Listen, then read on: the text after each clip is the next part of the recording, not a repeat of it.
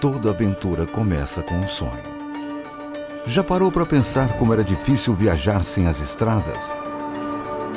Esse foi o desafio encarado por 3 brasileiros no início do século passado.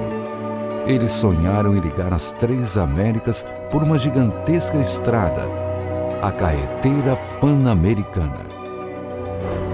Leônidas Borges de Oliveira, Francisco Lopes da Cruz e Mário Fava. A expedição embarcaria numa enorme aventura, uma viagem de carro a partir do Rio de Janeiro em direção a Nova York. Mário Fava, paulista de Bariri, sonhava em conhecer os Estados Unidos e tinha apenas 21 anos quando soube da expedição. O mecânico original havia desistido e ele não pensou 2 vezes antes de se oferecer. Nada mais seria como antes. Mário seria o responsável por cuidar dos 2 veículos da expedição: o carro Ford T, apelidado de Brasil, e a caminhonete de apoio também da marca Ford, chamada de São Paulo. Equipado com um motor de 4 cilindros com 20 cavalos de força, o Ford T tinha 2 marchas para frente e uma ré. Atingia até 75 km por hora. O modelo revolucionou a indústria da época. A aventura começou no dia 16 de abril de 1928. A expedição partiu do Rio de Janeiro rumo a Petrópolis para serem recebidos pelo presidente Washington Luiz. Já no trajeto, passando pelo Pantanal, uma onça ataca Mário Fava. Foi salvo por seu companheiro Francisco e pelos índios que viviam no local. As dificuldades continuaram. Na travessia da Cordilheira dos Andes, ficaram sem combustível. Mário criou uma mistura de querosene e chicha, uma bebida alcoólica indígena. E para lubrificar o motor, o mecânico usou gordura de porco e de lhamas. Também o frio rigoroso exigiu criatividade do mecânico de Bariri.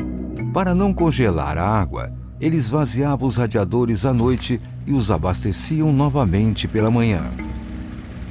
No Peru, a caminhonete São Paulo atravessava um penhasco quando deslizou e caiu. O mecânico ficou entre a vida e a morte. Foram muitos desafios. Boa parte do caminho foi aberta com pás e dinamite. Não havia celular, internet e nem GPS. E equipamentos como sextante e teodolito eram necessários para o mapeamento. Na Colômbia, o fim se aproximou novamente. A expedição passou 4 meses perdida na selva. Debilitados, os 3 aventureiros já estavam sem comida e água. Mais uma vez, conseguiram sair da mata com a ajuda de índios.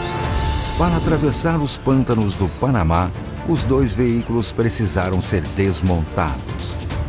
E assim seguiram viagem passando por 15 países, homenageados por onde passavam. Chegaram aos Estados Unidos em 1936 e permaneceram até 1938. E foram reconhecidos pela ousadia. Ao chegar em Detroit, Henry Ford, pioneiro da indústria automobilística e proprietário da fábrica que produziu os veículos usados na viagem, ofereceu um cheque em branco pelos 2 carros, mas o trio não aceitou. Queria os veículos no Brasil. Em Washington, os aventureiros foram recepcionados na Casa Branca pelo presidente Franklin Roosevelt como heróis do desenvolvimento. Ao voltar depois de 10 anos de viagem, foram recebidos pelo novo presidente Getúlio Vargas.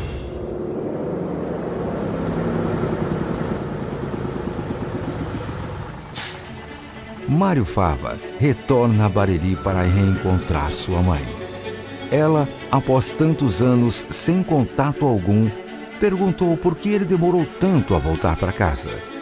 Mário, emocionado, apenas respondeu: "Eu não sabia que era tão longe." Agora, mais de 80 anos após o fim dessa expedição, um novo sonho se realiza. A fundação do museu que leva o nome do intrépido mecânico baririense. O Museu Mário Fava, que guarda a memória de uma das mais espetaculares aventuras do século XX.